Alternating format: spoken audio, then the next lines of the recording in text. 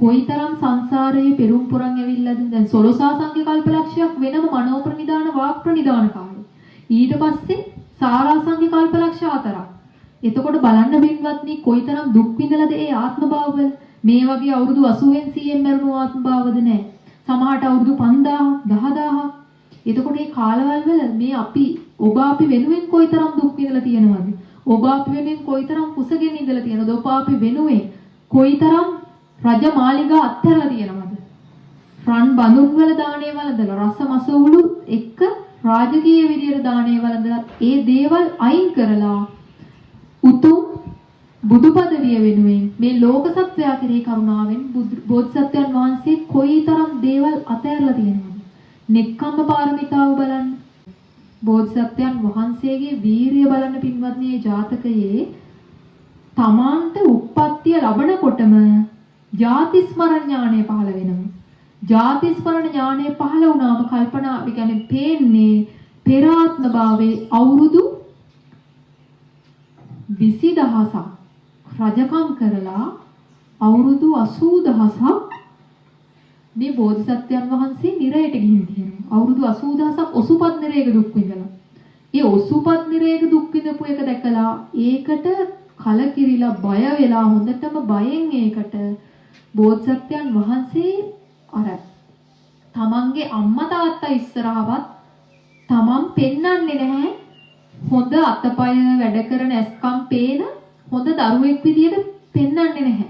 ඒ කියන්නේ තමන් ගොළු අඳ බීරි එහෙම දරුවෙක් විදියට පෙන්වන්නේ. ඒ කියන්නේ එහෙම ගොළු අඳ බීරි කෙනෙක්ට රජකම දෙන්නේ නැහනේ.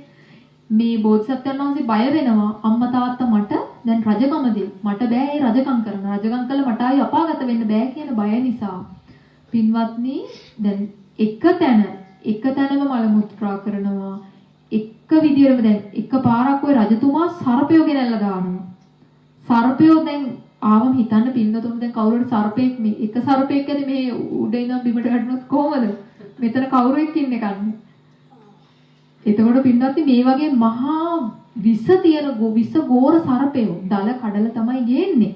හැබැයි මේ බලන්නේ මේ බෝධිසත්වයන් වහන්සේගේ මොනවා හරි රියැක්ෂන් එකක් තියෙද කියලා. ඒ කියන්නේ ඇඟ සෙලවීමක් මුකුත් ඒ විදියටම දරදඬු කරන් ඉන්නව ඇඟ. කාටවත් පේන්නේ නැහැ මේ හොඳ කුමාරයෙක් කියලා තේරෙන්නේ නැහැ කාටවත්. ඒ වගේම ස්ත්‍රීන් ගෙන්නනවා. මොකද බොහෝ අය කියනවා මේ ස්ත්‍රීන් ගෙන්නුවොත් අනිවාර්යයෙන් ඔය රෝගය සුව වෙයි කියලා. හැබැයි කීයටවත් වෙන්නේ නැහැ මොකද ඇඟ දරදඬු කරනවා කියලා සඳහන් කරනවා. ස්ත්‍රීන් ඒ කුමාරියෝ දැන් මේ ශාරීරික ස්පර්ශ කරනකොට මේ ස්ත්‍රීන් සඳහන් කරනවලු මේ නම් මිනිස්සෙක් නෙවෙයි මේ නම් යක්ෂයෙක් කියලා තමයි එයාලා ආපහු ගිහින් තියෙන්නේ. ඒ කියන්නේ පින්වත්නි කොයිතරම් වීරියක්ද කියන අවුරුදු ගණනාවක් තරුණ වුණාට පස්සේ තමයි දැන් මෙයා වැඩක් නැහැ කියලා පින්වත්නි මෙයා කුමාරියෝ සෝනකට වගේ ගිහින් දාන්න හදනකොට තමයි ඒ වෙලාවේ තමන් ඇත්ත සඳහන් කරලා තමයි කුමාරි ගැලවිලා තවුස්දම් රකින්න යන්නේ. ඒ කියන්නේ බලන්න කොයිතරම් වීරියක්ද කියලා අපිට හිතා ගන්නවත් පුළුවන්ද පින්වත්නි? එක අවුරුද්දක්ද නැහැ පොඩි කාලේ ඉඳන් ඒ සිහිය තිබුණා ඒ කාලේ. ඒ නිසා මේ බුදුරජාණන් වහන්සේගේ පෙර ආත්ම භාවයන් අපිට සුළු කොට තකන්න පුළුවන්ද? බෝධිසත්වයන් වහන්සේ නමක් විදිහට පින්වත්නි. දැන් ඉපදුණු ගමන් කතා කරපු ඒවා වෙන්න පුළුවන්. පෙර ජාති ස්මරණ ඥානෙ පහළ වෙච්ච ඒවා වෙන්න පුළුවන්. බෝධිසත්වයන් වහන්සේ වෙනුවෙන් මහ පොළවෙන් නෙළුම් මල් මතු වෙච්ච එක පුදුමයට කාරණයක් නෙවෙයි මට නම්. ඒ වගේම කතා කරන එක ඉපදුණු ගමන් කතා කරපු ආත්ම භාව තියලා තියෙනවා. එහෙම උම්මග්ග ජාතකයේ ඔය ඖෂධයක් අතට අරගෙන මහ ඖෂධ කියලා සඳහන් කරන්නේ ඒකයි. මහ ඖෂධ කුමාරයා කියලා තමයි එදා ඉඳන් සඳහන් කරන්නේ. අතේ අම්ම බලනවා අතේ මොකද්ද මේ ගුලි කරන් ඉන්නේ සඳුන් කෑල්ල. ඒ වගේම විස්සන්තරාත්මභාවය අහනවා අම්මේ දන් දෙන්න දෙයක් නැද්ද? අම්මගෙන් එවෙලෙම අහලා එවෙලෙම තමන්ගේ ගාව ඉන්න 16කට දන් දෙනවා. බලන්න පින්වත්නි මේ සසරේ පුරුදු කරපු දේ නිසා දැන් අපි එක දෙයක් පින්වත්නි නිතර පුරුදු කරොත් ඒක සසරෙන් සසරට යනවා කියලා සඳහන් වෙනවානේ. දැන් මේ දාණය දෙන්න දෙයක් නැද්ද කියලා අහන්න ඉපදුණු ගමන් කොයිතරම් ඒ දේවල් පුරුදු කරලා තියෙනවද? සසරේ දන් දෙන්න පුරුදු කරලා තියෙනවා. සසරේ සීලය පුරුදු කරලා තියෙනවා. දාන සීල නෙක්ඛම්ම පාරමිතා පුරුදු කරලා තියෙනවා. ගිහිගේ අතෑර ඕන තරම් ගිහින් තියෙනවා පින්වත්නි. තමන්ගේ බිරිඳ අතහැරලා ගිහින් තියෙනවා. තමන්ගේ දරුවෝ දන් දීලා තියෙනවා. දැන් ওই වෙස්සන්තර ජාතකයේ දරුවන් දන් දෙනකොට ඇස් දෙකෙන් පින්වත්නි කඳුළු නෙවෙයි උණු ලේ බින්දු දෙකක් තමයි වැටුණා කියලා සඳහන් වෙන්නේ. ඒ කියන්නේ පින්වත්නි බෝධිසත්වයන් වහන්සේ සඳහන් කරනවා ওই සරියුත් මහ රහතන් වහන්සේ මේ බුදු බව ගැන මේ වගේ ප්‍රශ්න අහන වෙලාවක බුදුරජාණන් ඒ කියන්නේ බෝධිසත්වයන් වහන්සේ නමක් වෙලා ඉන්න කාලේ මම දන් දුන්නේ බිරිඳට වත් දරුවන්ටවත් සෙනෙහසක් ආදරයක් නැතිව නෙවෙයි කියලා සඳහන් කරනවා. ඒ කියන්නේ පින්වත්නි බෝධිසත්වයන් වහන්සේ නමක් තරම් මේ ලෝකෙ කිසිම කෙනෙක් තමන්ගේ බිරිඳට තමන්ගේ දරුවන්ට ආදරය කරන්නේ නැහැ කියලා සඳහන් වෙනවා. ඒ කියන්නේ මේ මුළු ලෝකය වෙනුවෙම පින්වත්නි කරුණාව පතුරවනවනේ. මේ මුළු ලෝකය ගැනම කරුණාවෙන් දයාවෙන් මෛත්‍රියෙන්නේ බෝධිසත්වයන් වහන්සේ මේ බුදුබව පතාගෙන යන්නේ. තමන්ගේ බිරිඳ දන් දෙන්නේනකොට තමන්ගේ බිරිඳ 16ක් කරලා දන් දෙනවා සමහර ආත්ම භාවවල තමන්ගේ දරුවන් දන් දෙනවා. ඒ වගේම යක්ෂයෝ ඇවිල්ලා පින්වත්නි නෙළුම් දඩු කන්න වගේ තමන්ගේ දරුවෝ කෑව කියලා සඳහන් වෙනවා. ඒ දන් දෙන අතරෙම ඔය මංගල බුදුරජාණන් වහන්සේ අහලා තියෙනවද? මංගල බුදුරජාණන් වහන්සේ පෙරම් පුරනකොට තමන්ගේ දරුවන් දන් දෙනවා. දන් දීලා කෙනෙක් දරුවෝ ඉල්ලගෙන එනවා. එයාට දන් දීලා මොහොතකින් බලනකොට දන් දීලා තියෙන යක්ෂයෙක්ට. ඒ යක්ෂයා මේ බෝධිසත්වයන් වහන්සේගේ ඇස් ඉස්සරහා ලේ විදිනව දරුවන්ගෙන් දරුවෝ කනවා. ওই නෙළුම් මල වගේ දරුවෝ කනවයි වෙලෙම බෝධිසත්වයන් වහන්සේ ඉස්සරහාම. බෝධිසත්වයන් වහන්සේ පොඩ්ඩක්වත් සිත දූෂණය කරගත්තේ නැහැ කියලා සඳහන් වෙනවා. අර ලේ බින්දු පින්වත්නි ලේ විදිනවා කියන රතු පාටට ලේ විදිනකොට එවිලි ප්‍රාර්ථනාවක් කරනවා. මගේ කියන්නේ බුදුරස් වේදනෙක් ගැන පින්වත්නි ප්‍රාර්ථනා කරන තමන්ගේ ශරීරයෙන් ආලෝක වේදනෙක් ගැන. ඒ නිසා මංගල බුදුරජාණන් වහන්සේගේ තමයි සඳහන් වෙන්නේ මුළු ඒ කියන්නේ මංගල බුදුරජාණන් වහන්සේ ඉන්නකොට ඒ ඉපදුණු කාලයේදී මිනිස්සුන්ට උදේ දවල් රැ හොයාගන්න බෑ කියලා. බෝධිසත් බුදුරජාණන් වහන්සේගේ ඒ තරම් ප්‍රභාවක් ශරීරයෙන් දිස් වෙන්නේ.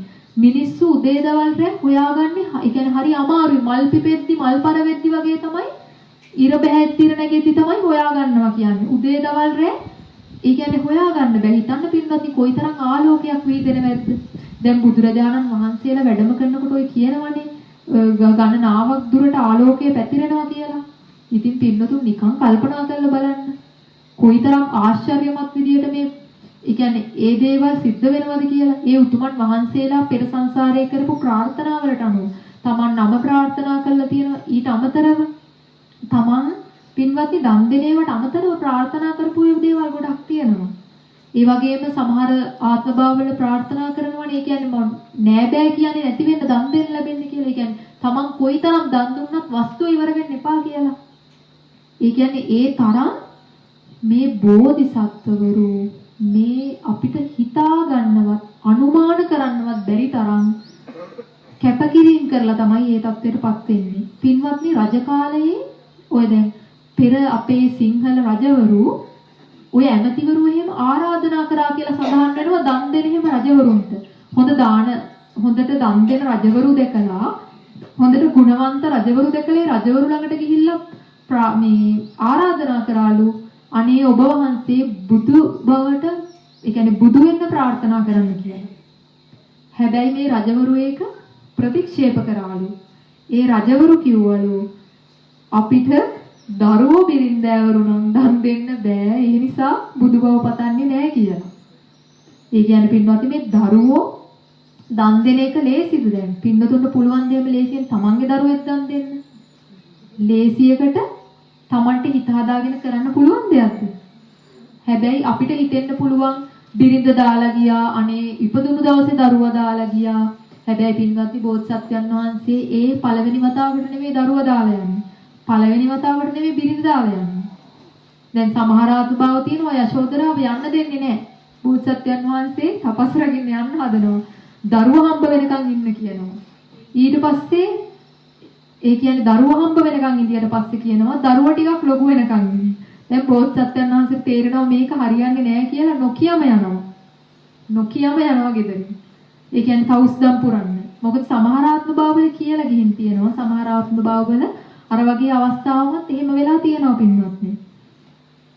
ඒ කියන්නේ වනගත වෙලා හොඳට තමන්ගේ මේ මහා මාලිගාවල රජ සම්පත් හොඳට විඳින්න පුළුවන් ආත්මව තියාගෙන ඒවා අර අලුයම හෙළු කෙල පිටක් වගේ පින්වත්නි හැමදේම අතහැරලා තමයි මේ බෝධිසත්වයන් වහන්සේලා උතුම් වූ සම්මා සම්බුද්ධත්වයේම ප්‍රාර්ථනා කරගෙන මේ සංසාරයේ ඒ සසරට වැටුණු පින්වත්නි දැන් ආත්මභාව අපිට කියන්න බෑ අපි 550 ජාතකය කියලා පින්නතුන් විශ්වාස කරනවාද මේ 550ක් ආත්මභාව විතරයි බුදුරජාණන් වහන්සේ පෙරම් පිරුවේ කියලා නෑනේ ආත්මභාව පින්වත්නි ඒක කියන්න බෑ කොච්චරද කියලා මොකද ඔය 550ක් සඳහන් වෙන්නේ ස්වල්පයයි ඔය තිරිසං ආත්මභාවවල කොයිතරම් ඉපදුනාද තිරිසං ආත්මභාවවල ඔය තිරිසං සත්වයන්ට අනුග්‍රහය පිණිස තමයි බුදුරජාණන් කියන්නේ බෝධිසත්වවරු තිරිසං ආත්මභාවවල ඉපදෙන්නේ කියලා සඳහන් වෙනවා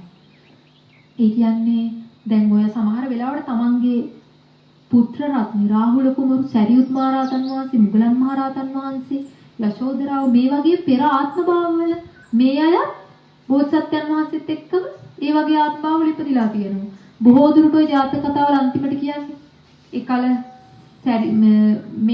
මේ ආත්මභාවයේදී සරියුත් මහ රහතන් වහන්සේ ඒකල මේ ආත්මභාවයේදී මුගලන් මහ රහතන් වහන්සේ ආනන්ද මහ රහතන් වහන්සේ යශෝදරාව රාහුල කුමාරයා මෙහෙම කියනවනේ පින්වත්නි. එතකොට ඒ අය සසරේ පෙරුම් පුරාගෙන ප්‍රාර්ථනා කරගෙන තමයි සසරේ ඇවිල්ලා තියෙන්නේ. මොකද අසංඛ්‍ය 4කුත් කල්ප ලක්ෂයක් තමයි බෝධිසත්වයන් වහන්සේ පෙරුම් පිරුවේ.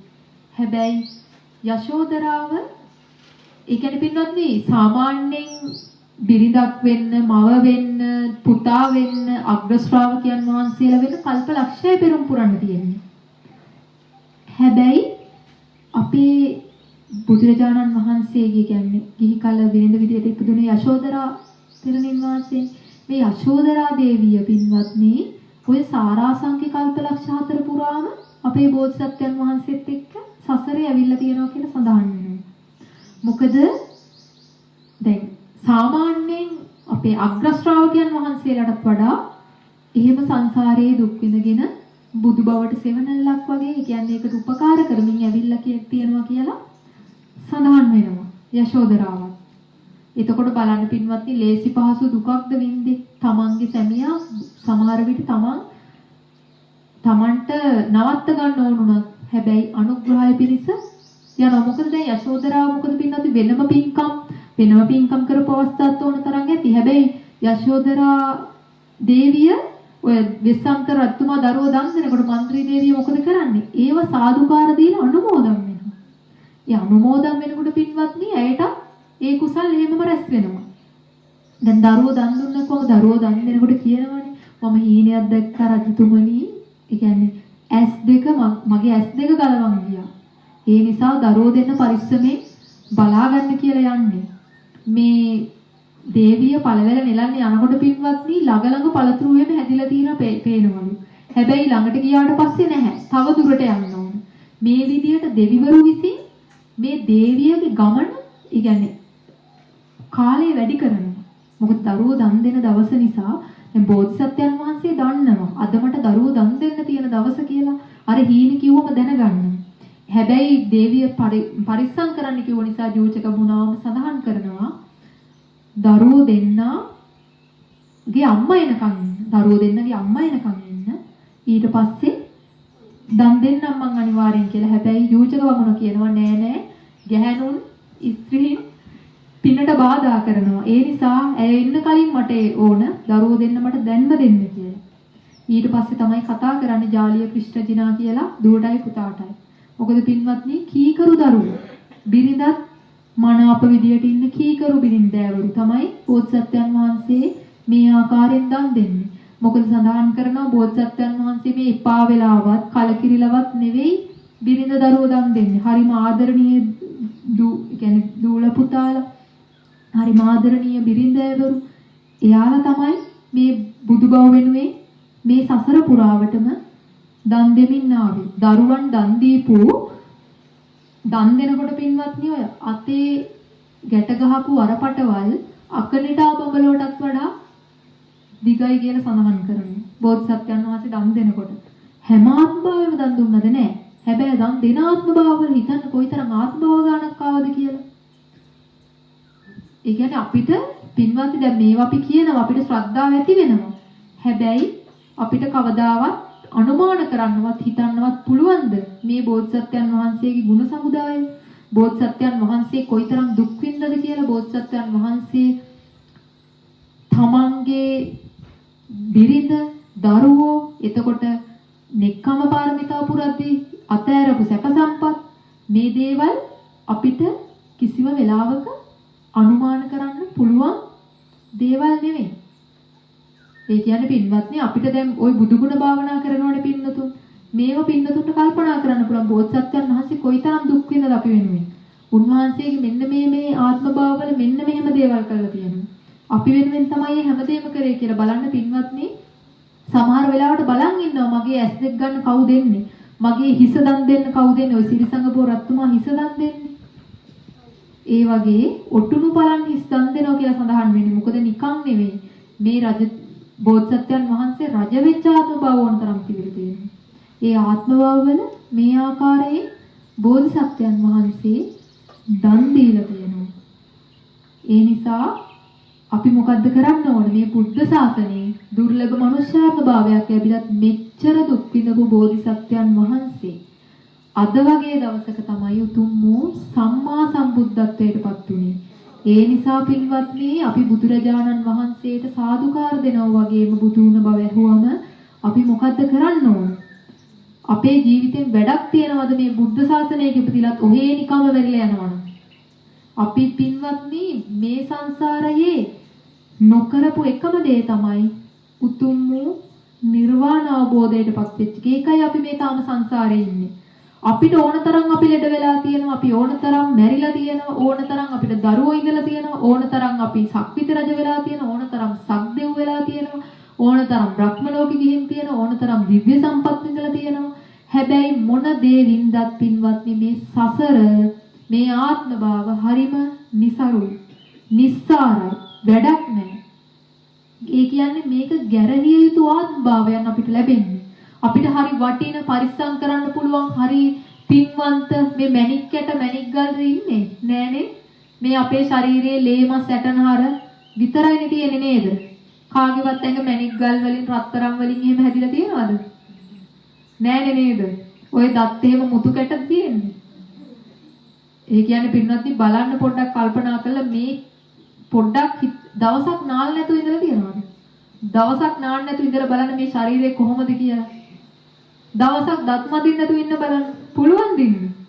මේ ශරීරෙ පින්නදී කොයිතරම් දිරදිරා යනවද? කොයිතරම් ජරාවටපත් වෙනවද? දැන් මේ වයසට යද්දි මේ අතපය ඇටකටු අහෙන් ඇට කැඩෙනවා, මෙහෙන් ඇට කැඩෙනවා, මෙහෙන් කැක්කුමයි අහෙන් කැක්කුමයි කොන්ද රිදෙනවා, ධනිස් රිදෙනවා, කකුල් රිදෙනවා. එතකොට පිට කුඩු වෙනවා. ලස්සනට කෙල්ල වගේ ඉඳපු අම්මලා නේද දැන් මේ වැහැරිලා කොණ්ඩ සුදු වෙලා ඉන්නේ. හැම රැලි වැටිලා. හැබැයි ඒ කාලේ හරි ලස්සනට පුන් සඳවල් වගේ මූණු තියාගෙන ඉන්නේ නැති. දැන් දූලත් ලස්සනට ඉන්නවා. හැබැයි තව ටික කාලෙකින් මොකද වෙන්නේ? පින්වත්නි ඇත්තටම ටික කාලයයි තියෙන්නේ. මහා ලොකු කාලයක් තියෙනවා. හරිම සල්පයයි මේ කාලය. මේ ජීවිතය කියන එක ඉක්මනට අවසන් වෙනවා. අරක කියලා ශාස්ත්‍රඥ වහන්සේ නමක් ඉන්දියා. අවුරුදු 60000ක් කාලේ. මිනිසුන්ගේ ආයුෂ 60000යි. හැබැයි උන්වහන්සේ ධර්ම දේශනා කරන්නේ මේ ජීවිතය තනාග පිනිවිදක් වගේ කියලා.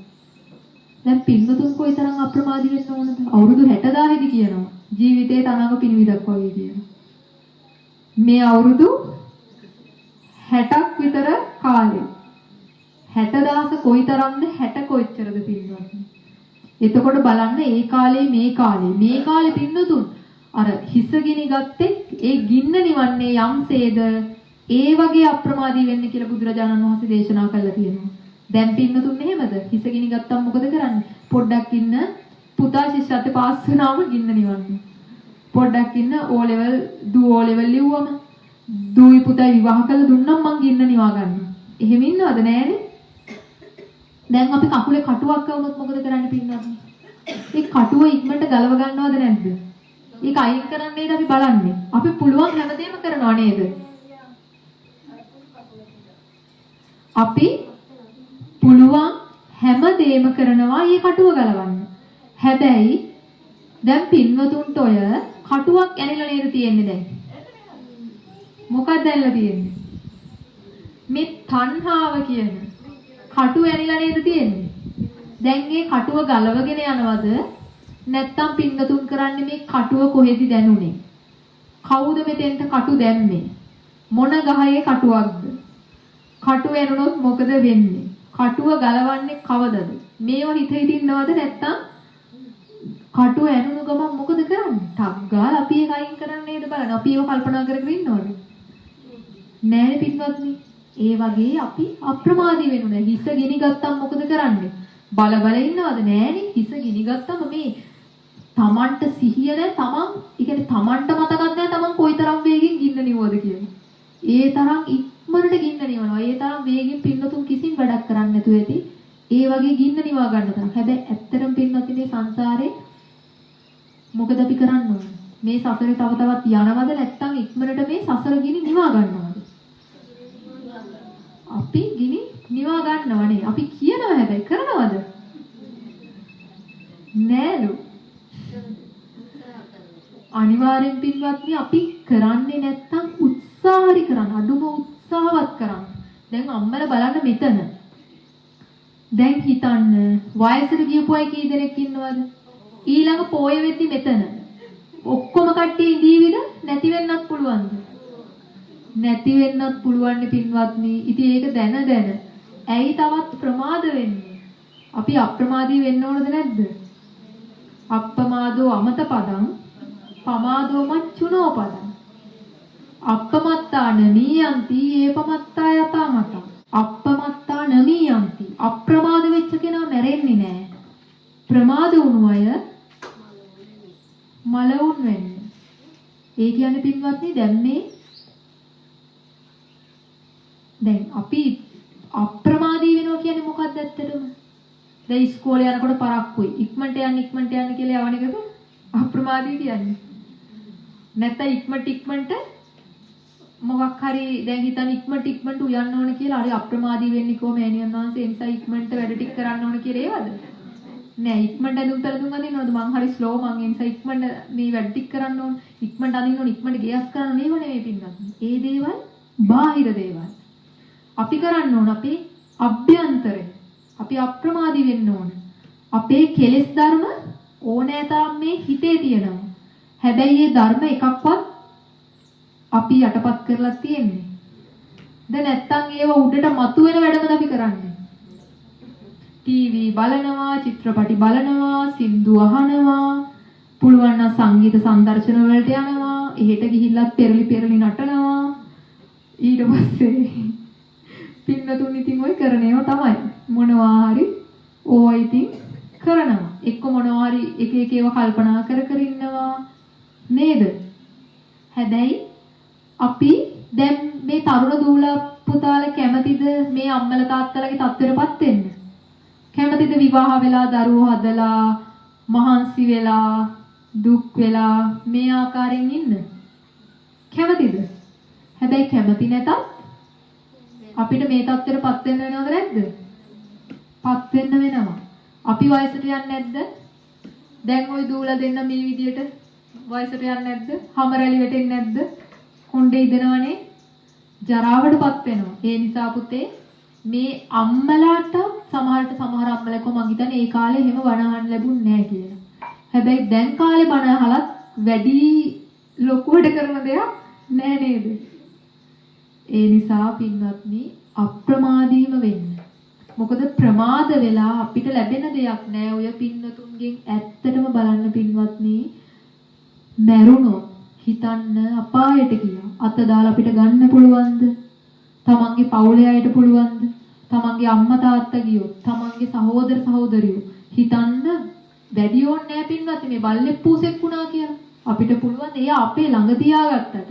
අපිට පුළුවන් ද යාගේ ආත්මභාවයෙන් මනුස්ස ආත්මභාවයකට ගන්න? දිව්‍ය ආත්මභාවයකට ගන්න අපිට බෑ. පින්වත්නි දිව්‍ය ආත්මභාව ලැබුණත් මනුස්ස ආත්මභාව ලැබුණත් මේ සසරේ දුක් විඳිනවා කියන එක ස්ථිරද නැද්ද? අන්න ස්ථිරයි. ලෝකේ සියල්ල අස්ථිරයි. හැබැයි මේ දුක් විඳින එක මේ සසරේ දිගට ඉපදී මැරි ගියොත් ඒක පින්වත්නි දැන් මෙහෙමනම් කමක් නැහැ. මනුෂ්‍යාත්ම විතරක් ලැබෙනවා නම් ඉපදී මැරි ඉඳියට කමකුත් නැහැ කියලා හිතන්න පුළුවන් නේ.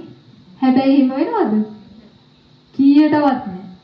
මේ ලෝකේ බැලුවොත් බුදුරජාණන් වහන්සේ දේශනා කරන්නේ මේ මනුස්ස ලෝකේ ඉන්න අයගේ මේ සුගති උප්පත්තියට එන්නේ මෙන්න මේ බලන්න මේ නියපොත්තේ කපලා එළියට දාන හරිය. අන්න ඒ වගේ ප්‍රමාණයක් තමයි පස්පිඩක් අරගත්ත කියලා සඳහන් වෙන්නේ. එතකොට බලන්න පින්වත්නි කොයි ලෝකයකට අපි යන්නද කියලා. මේ ඔය පින්වතුන් තමයි උත්සාහ කරන්න ඕනේ. දැන් තුම්මේ කිච්ඡං ආතප්පං අක්කාතාරෝ තථාගතා කියලා බුදුරජාණන් වහන්සේ ඒකනේ දේශනා කරන්නේ. ඒ කියන්නේ මඟ පෙන්වන්න විතරයි බුදුරජාණන් වහන්සේටත් පුළුවන්. ඔය පින්වතුන් තමයි දැනගන්න ඕන මේ මාර්ගය වඩන්න. භාවනා එහෙම කියලා දීලා තියෙනවනේ නේද? කරනවද භාවනා? කරන අය කෝ බලන්න. අත උස්සන්න පුළුවන් නේද කරන අය ඉන්නවනම්? අනිත් අම්බලා කවදවද කරන්න ඉන්නේ? ඊයගාත්ම භාවේ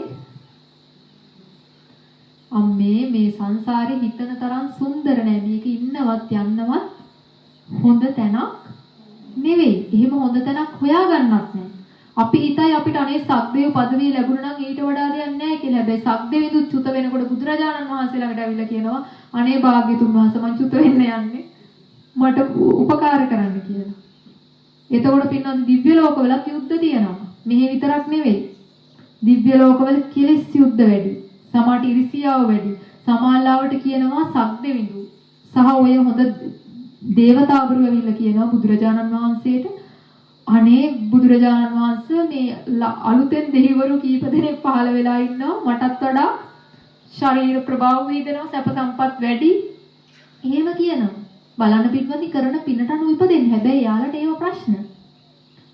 එයාලා පින්වත්නි ඔය ද්වේෂයෙන් වැඩි වුණොත් ඔය චිත්තාපදූසිකා මනෝපදූසිකා කියලා දිව්‍ය ලෝක තියෙනවා. දේව කොට්ටාස තියෙනවා. එතකොට මේ දෙවිවරු එයාලා තරහ ගත්තොත් එයාගේ ඉස්සරහා කෙනක් තරහ ගත්තොත් දෙන්නම චුත වෙලා යනවා. දැන් මනුස්ස ලෝකේ ඒක වෙන්නේ නැහැ නේද? එතකොට මනුස්ස ලෝක හොඳයිද? හොඳයි තමයි. එකපාරට හම්බෙනකොට හම්බෙන්නේ නේද? ඔය දේශයට ආයි හිතන්නකෝ විස ගෝර සර්පයෝ වෙලා උපදිනවා පින්වත්නි. දේශේ වැඩි අය යක්ෂණියෝ වෙලා උපදිනවා. අපිට බෑනේ. අපිට මේ ආත්මභාවය ලැබුණොත් අපිට කියන්න බෑනේ. අනේ මට මේ ආත්මභාවය ඉන්න බෑ. අනේ මාව ඉක්මනට මාරු කරන්න පුළුවන්ද? පින්වත්නි මේ මනුස්ස ලෝකේ වගේ නෙවෙයි. මේ අවුරුදු 60 70 වගේ නෙවෙයි. සතර පායට වැටෙනවා. මහා කල්ප ගණන් දුක් විඳින්න වෙන්නේ. බඩගිනි කියලා කෑ ගහලා ඒ කියන්නේ ඒ කට්ටිය පුදුමාකාර විදිහට කෑ ගහනවා කියලා මම දැන් ওই බිම්බිසාර රජතුමාට නෙවෙයි කොසල් රජතුමාට නේද? කොසල් රජතුමාට පේනවනේ. ඔය දුසනසෝ කියලා වචන 4ක් කියනවා. කොසල් රජතුමාට හීනයක් පේනවා. දැන් මේ කොසල් රජතුමා හොඳටම බය වෙනවා. දැන් එකපාරක් බිම්බිසාර රජතුමාගේ ඥාති පිරිසකටත් වෙනවා. මේ රජවරුන්ට මෙයන් හීනෙන් පේනවා. හීනෙන් පෙනිලා බය වෙනවා. මොකද එයාලා පපුවට බඩට එහෙම ගහ ගන්නවලු බෙරිහන් දෙවි. රජතුමා හොඳටම බය වෙනවා පින්වත්නි. බලන්න මේ പ്രേත ලෝක. പ്രേත ආත්මභාවවල එහෙමයි පින්වත්. දැන් ওই මැරෙන්න කලින් දැන් මම ඔය නර්සින් හෝම් එක වැඩ කරා රට. එතකොට එහේ අම්මලා බොහෝ දෙනෙක් එයාලගේ අන්තිම හුස්ම යනවා මම දැකලා තියෙනවා. එයාලා මැරෙන්න කලින් සමහරලාවට කියනවා ඔන්න ඔය කවුද මිනිස්සෙක් බලන් ඉන්නේ? ඔන්න ඔය කොනේ ඔය මගේ දිහා බලන් ඉන්නේ. එයා මේ මට කල්තර කරන්න එන්නේ කියලා කෑ ගහනවා.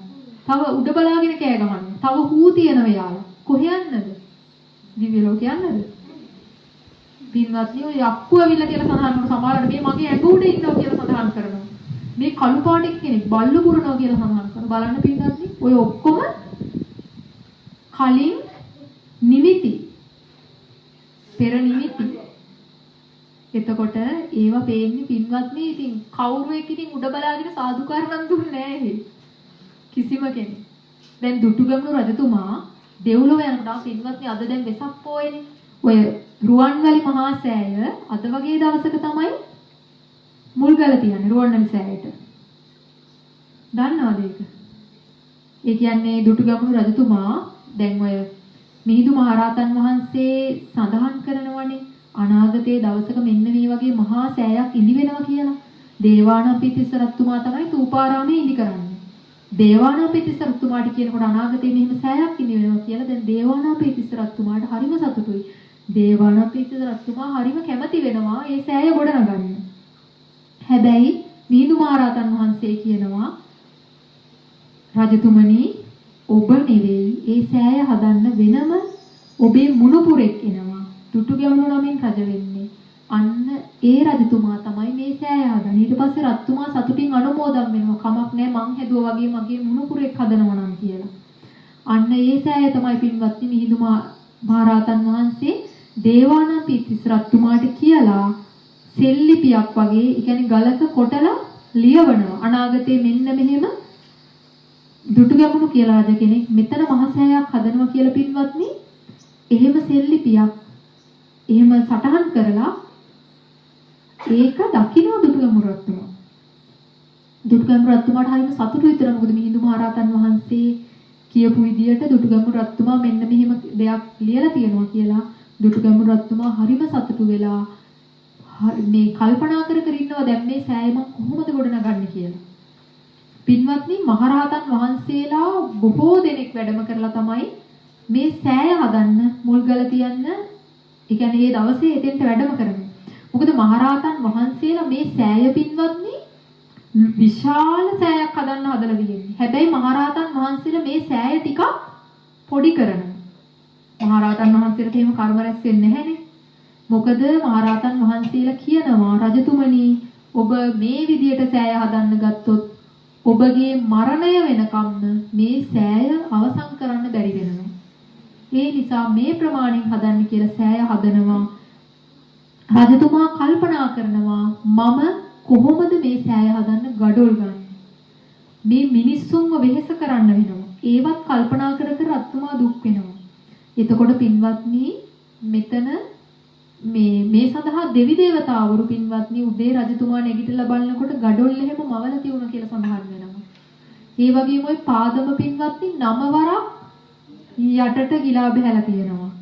රජතුමා දැන් 9 වෙනි වතාවේ කල්පනා කරලා කියනවා දැන් රජතුමා සැරින් සැරේ බලනවා මේ මොකක් හරි බාධාවක් වෙනවා මට මේ සෑය හදන්න වෙන්නේ නැහැ කියලා බය වෙලා රහතන් වහන්සේලාත් එක්ක කතා කරද්දි තමයි දැනගන්නේ රජතුමනි දැන් තමයි හරි දැන් සෑය ගොඩනගන්න පුළුවන් 9 වතාවයි මේක ගිලා බහින්න කියලා.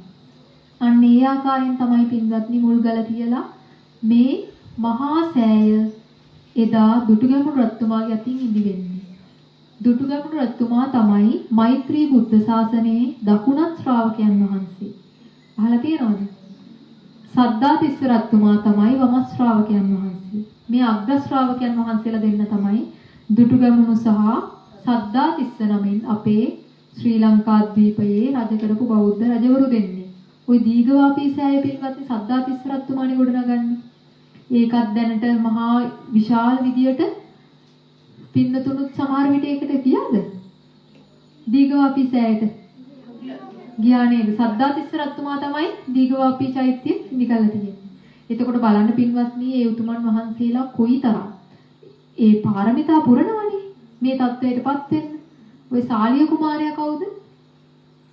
ශාලිය කුමාරයා තමයි මෛත්‍රී බෝධිසත්වයන් වහන්සේගේ පුත්‍ර රත්නයේ විදියට ඉපදෙන්නේ. දුටුගැමුණු රජතුමාගේ පුතා නේද? ශාලිය කුමාරයා.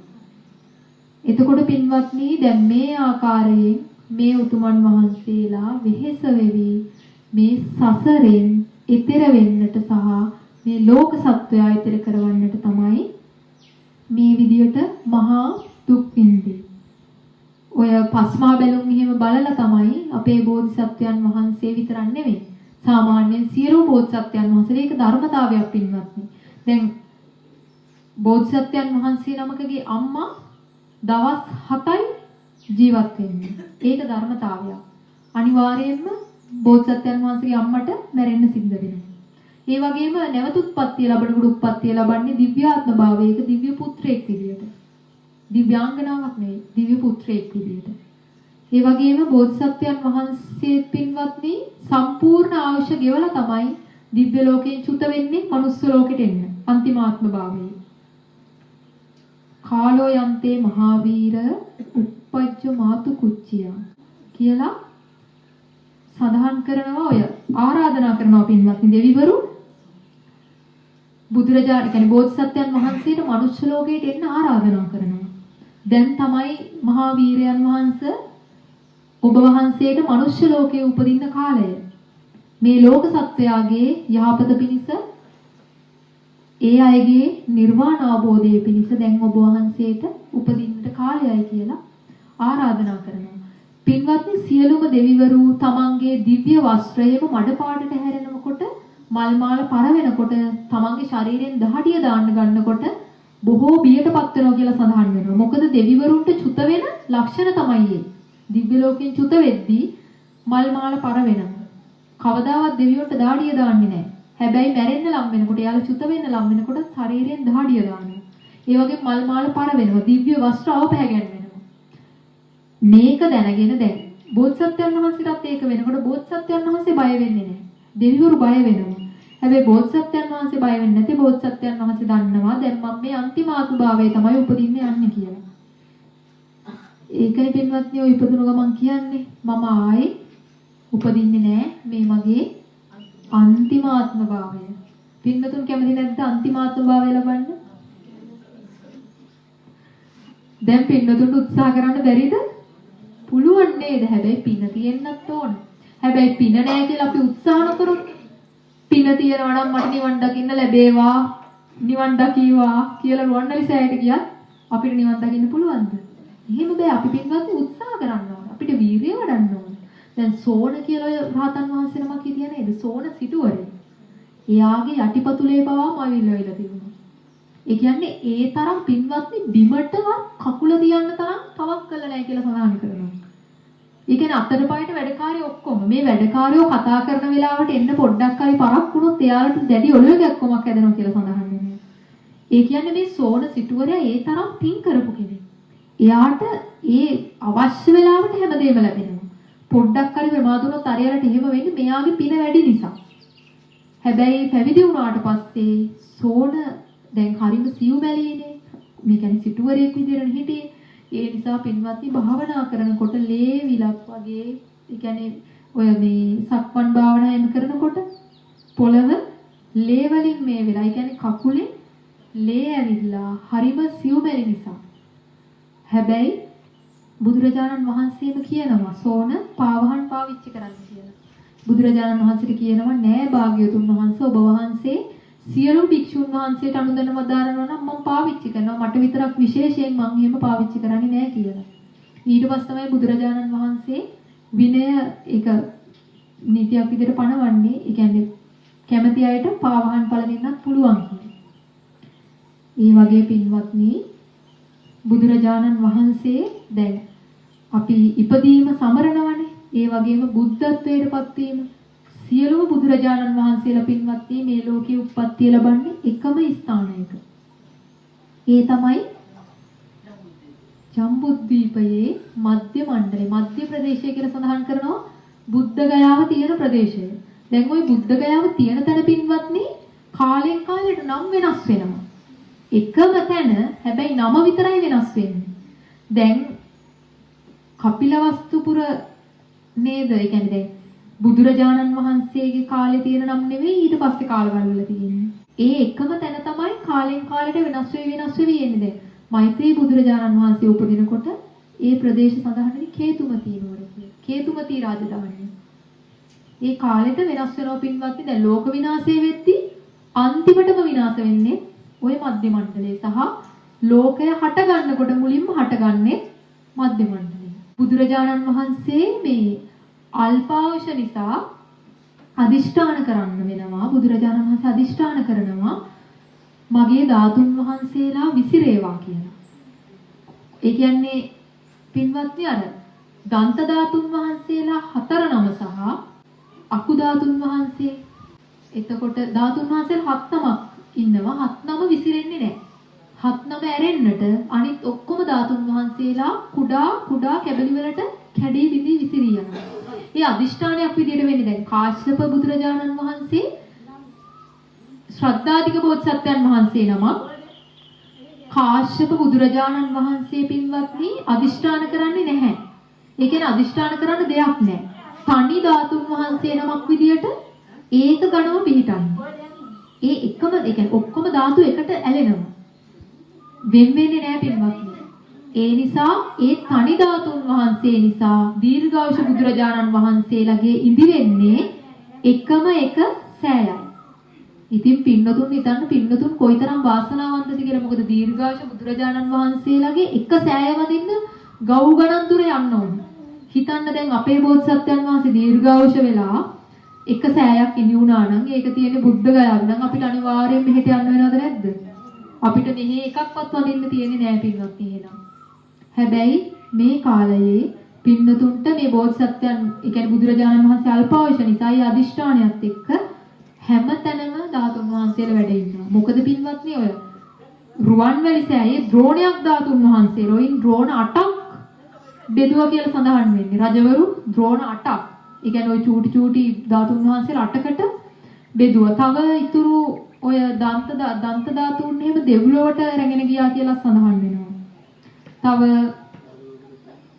එහෙමයි තාත්තේ දැන් ওই නාග ලෝකයේ තියෙන ධාතුන් වහන්සේලාත් ඔය අපේ රාතන් වහන්සේලෙම ගිහින් අරගෙන ආපු අවස්ථාවක් තියෙනවා. මොකද නාග ලෝකයේ පින්වත්නි දැන් නාගයෝ සාමාන්‍යයෙන් එයාලා කොහොමත් තිරිසන් ආත්මභාවයක්. දැන් එකවරක් නාගයේ මනුෂ්‍ය වෙස් අරගෙන පැවිදි වෙනවා. ඒක කවුරුවෙත් දන්නේ නැහැ. හැබැයි දැන් මේ මනුෂ්‍ය වෙස් අරගෙන පැවිදි වෙන නාගයා රැට මෙයා නිදා ගන්නකොට පින්වත්නි නාගවෙස් මෙයාට නාග වේශ එනවා. අවසර වෙන්නේ නෙමෙයි දාහනේ ගන්න වෙලාවට. අම්මේ හරි දාහනේ ගන්න වෙලාවටයි මේ සැතපෙන වෙලාවටයි දෙකටම. දැන් රෑ විදුලි කොටන දවසක් එක භික්ෂුන් වහන්සේලම දකිනවා මේක. සිවුර පැත්තක මෙයා මේ නාගයෙක් නිදාගෙන ඉන්නවා. සිවුර ළඟ. එතකොට මේ බව දැන් මෙයා නෝට් කරනවා දැන්. දවස් දෙක තුනක් මේක දැනගෙන බුදුරජාණන් වහන්සේව දැනුවත් කරනවා. ඊට පස්සේ බුදුරජාණන් වහන්සේ කතා කරනවා. ඊට පස්සේ අහනකොට කියනවා ඔව් නාගයෙක් කියලා. ඊට පස්සේ කියනවා ඔබ තිරිසන් නිසා ඔබට මහානදම් පුරන්න බෑ. ඒ නිසා ඔබ නාග ලෝකයට නැවත යන්න කියලා. බලන්න පින්නොත් දැන් ඒ කියන්නේ විශ්වලාගෙන ආවේ මේ පැවිද්දට තියෙන කැමැත්තට. හැබැයි එයා නාගයෙක් නිසා එයාට මහානදම් පුරන්නට බෑ. මොකද තිරිසන් ආත්ම භාවවල කාටවත් බෑ. පින්වතුන් අර කිසිම වෙලාවක හිත දූෂණය කරගන්නේ නැතුව පින්කම් කරන්න බලන්න. මොකද පින්වත්නි හිත දූෂණය කරගත්තොත් අර මහන්සි වෙලා පින්වතුන් වියදම් කරලා කාලය යොදවලා සිත පැහැදීමෙන් කරන පින්කමේ ආනිසංස අඩු වුණාම ලැබෙන දේවලුත් සිදුරු සහිතව ලැබෙන්නේ. ලාභ ඒ කියන්නේ ඒක බාල වෙනවා. පින බාල වෙනවා. දැන් හිතන්න අපි හොඳ ක්වොලිටි භාණ්ඩයක් ගන්න යනවා. හැබැයි අපිට හම්බ වෙන්නේ අපි දන්නේ අපි හොඳ දෙයක් ගන්න කියලා යනවා කඩේට. හිතන්න අපි ෆෝන් එකක් ගන්න ගියා. එතකොට හැබැයි අපිට හම්බ වෙන්නේ ඒකේ අර සමහර වෙලට මොකක් හරි ප්‍රශ්නයක් තියෙන ෆෝන් එකක් වෙන්න පුළුවන් ඒක. ඒක අලුත් එකක් වෙන්න පුළුවන්. හැබැයි අපි ගත්ත එකම ප්‍රශ්නයක් තියෙන එකක් වෙන්න පුළුවන්. ඒ වගේ වෙන්න පුළුවන් පින්වත්නි. මොකද නැත්තම් අර අපරාධනේ. හැබැයි ඒක ලේසි නෑ. මේ වචනෙන් කිව්වට ලේසි නෑ. පින්වතුන් භාවනා කරලා හිත හදාගෙන තියෙන්නත් ඕනේ. කෙලෙස් යටපත් වෙනවනේ පින්වත්නි භාවනා කරනකොට. ওই කෙලෙස් ටික ටික අඩු වෙනවා. කෙලෙස් අඩු වෙනකොට ඒක අපිට තේරෙනවා. භාවනා කරාම දැන් හිතන්න මෛත්‍රී භාවනාව කරා කියලා. සමහර විට පින්වත්නි බලෙන් තරහ එන්නේ. තමන් තරහ ගන්න බන. සමහරට තමන්ට හිතෙනවා මේ ඇත්තටම මට තරහ යන්නේ නැද්ද කියලා. අනාගාමී වෙන්න ඕන තරහ යන්නේ නැත්තම්. හැබැයි අර හොඳටම යටපත් වෙනවා. ඒ කියන්නේ සමහර කාලයක් යනවා සම්පූර්ණ යටපත් වෙනවා. තමන්ට එන්නෙම නැහැ තරහ. සමහරවිට හිතෙන්න පුළුවන් ඔබ භාවනා කරනවා නම් හොඳට මේ රහත් වෙලාද කියලා සැක හිතෙන්න පුළුවන්. ඒ තරම් පින්වත්නි කෙලෙස් යටපත් වෙනවා. රාග, ද්වේෂ, මෝහ කිසිම එකක් නැහැ. ඒ කියන්නේ කිසිම කෙලෙස් සිතුවිල්ලක් එන්නේ නැහැ. හිතන්න පින්නතුන්ට සින්දුවක් අහන්න හිතෙනවා, චිත්‍රපටි බලන්න හිතෙනවා, ටෙලි නාට්‍ය අහන්න හිතෙනවා, රස කෑමක් කන්න හිතෙනවා, බීච් එකට යන්න හිතෙනවා, මොනවා හරි හිතෙනවනේ, රට යන්න හිතෙනවා. හැබැයි පින්වත්නි එහෙම භාවනා කරාට පස්සේ අර කෙලෙස් කොයිතරම් අඩු වෙනවද කියනවනම් කිසිම දෙයක් හිතෙන්නේ.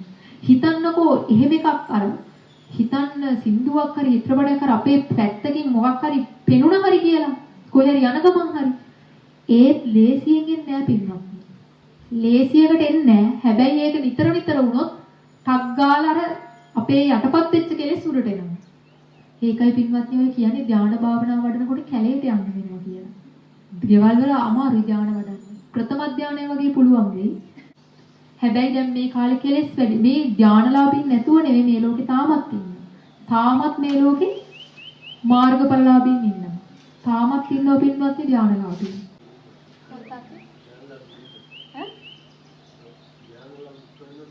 ඉන්නවා තාත් ඉන්නවා. මේ මොකද පින්වත්නි අර ඒ අය කිය යන්නේ නැහැ මම ධානය මම රහත් මම බුදු කියලා ඕන තරම් යනවනේ.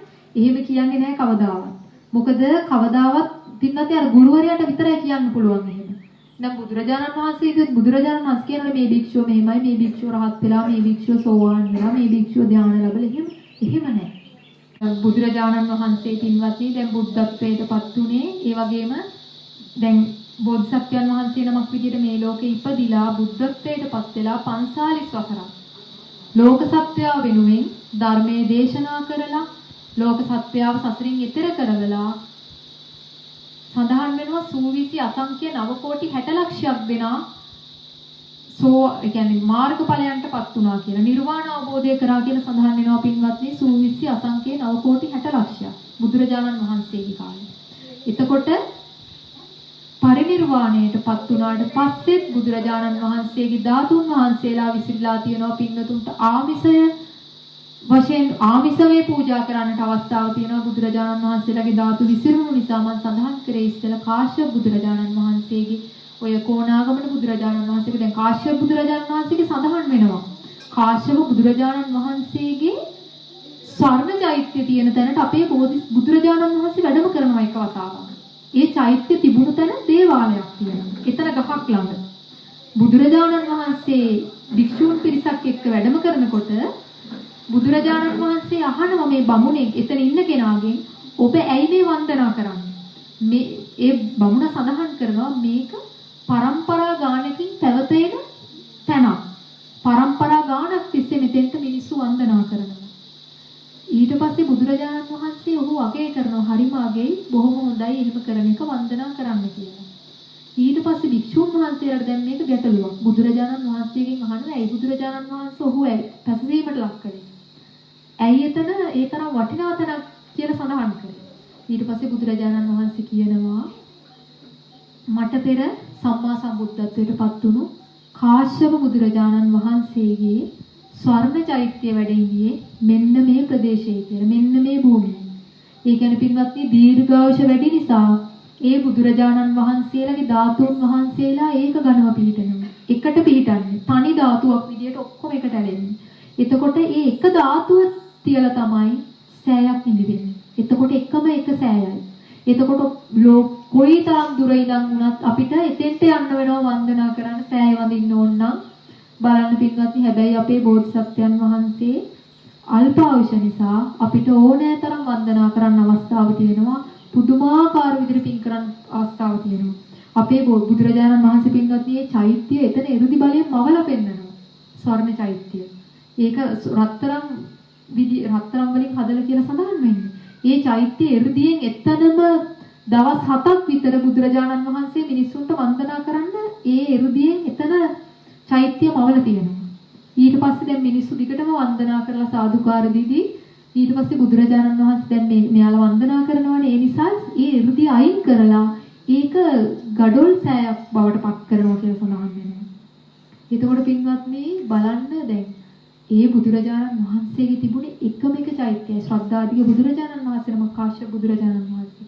හැබැයි අපේ බුදුරජාණන් වහන්සේගේ ධාතුන් වහන්සේලා මේ විහාරස්ථානයේ පින්නතුන්ට වඳින්න පුළුවන්. අනුරාධපුරයේ පින්නතුන් වැඩ ඉන්නේ වෙනම පිනක් කරලා. එතකොට පින්වත්නි මාසෙකට එක වතාවක් හරි යන්න බලන්න කොහොම හරි වන්දනා කරගන්න. ප්‍රතිපත්ති පූජා අපි කරන්න ඕන තමයි අපි භාවනා කරන්න ඕනේ. ඒ අතරේ පින්නතුන් පින් රැස් කරගන්න. මොකද මේ පාර සෝවාන් වෙන්න බැරි වුණොත් හරි. සෝවාන් වෙන්න ඉතින් බැරිම වෙයි ওই විදියට කියෝ. ඒ නිසා උත්සාහ කරන්න පින් රැස් කරගෙන ප්‍රාර්ථනා කරලා කොහොම හරි බණ භාවනා කරගෙන සත්පුරුෂ ආශ්‍රයත් ලැබිලා සියලු සම්‍යක් ප්‍රාර්ථනාත් ඉෂ්ට කරගෙන පින්නතුන් සියලුම දෙනා පැතුවා වූ උතුම් බෝධියක් වෙත්නම් මේ පැතූ බෝධි වලින් උතුම් වූ අමා මහ නිවනින් නිවී සැනසෙන්නට මේ කුසල් හේතු වාසනා වේවා කියලා ප්‍රාර්ථනා කරනවා. ඒ වගේම මෙත්බෝසත් දිව්‍ය රාජානන් වහන්සේ ඇතුළු සියලු බෝධිසත්වයන් වහන්සේලාටත් මේ පින්බිමේ වැඩ වාසය කරන සියලු දෙවි දේවතාවුන් වහන්සේලාටත් බ්‍රහ්ම රාජවරුන්ටත් නාග රාජවරුන්ටත් සක්දෙවිදු සතරවරන් දෙවිවරු ප්‍රදාන සියලුම සම්‍යක් දෘෂ්ටික දෙවි දේවතාවුන් වහන්සේලාටත් බ්‍රහ්ම රාජවරුන්ටත් මේ සියලුම කුසල අනුමෝදන් කරමු අනුමෝදන් වෙත්වා. ඒ වගේම අපගේ ඉෂ්ඨකාමී හිතකාමී සියලුම දෙවි දේවතාවුන් වහන්සේලාටත් මේ කුසල අනුමෝදන් කරමු අනුමෝදන් වෙත්වා. උන්වහන්සේලාගේ සියලු යසිසුරු වර්ධනය වී ආයු වර්ණ සැප බල ප්‍රඥා වැඩි පැතූ උතුම් බෝධි වලින් සුවසේම නිවෙන්නට මේ කුසල්ද හේතු වාසනා වේවා කියලා ප්‍රාර්ථනා කරමු. ඒ වගේම අනන්ත සසර පටන් මේ මොහොත දක්වා අප නමින් මියගිය සියලුම ඥාතීන්ටත් මේ කුසල අනුමෝදන් කරමු අනුමෝදන් වෙත්වා. ඔවුන් දුක්ඛිත තැන්වල විසිටනම් දුගතියෙන් අත මිදේවා. සැපැති තැන්වල විසිටනම් ඒ සැප වඩා වර්ධනය කරගනිත්වා. ඉක්මන් භවයකදී උතුම් නිවනින් නිවී සැනසෙන්නට ඔවුන්ටත් මේ කුසල් හේතු වාසනා වේවා කියලා ප්‍රාර්ථනා කරමු. හොඳයි පින්වත්නි වන්දනා කරගන්න ආශිර්වාද කරන්න.